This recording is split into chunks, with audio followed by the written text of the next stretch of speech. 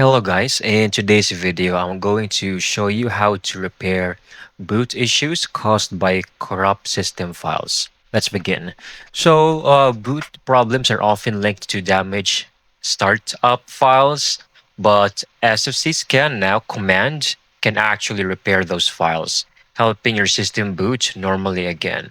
So to do this, I want you to go over here on your Windows Start button, okay?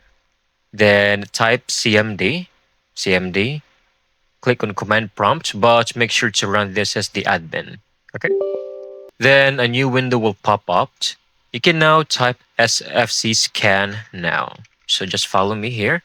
Once you hit enter, it will begin scanning your entire PC.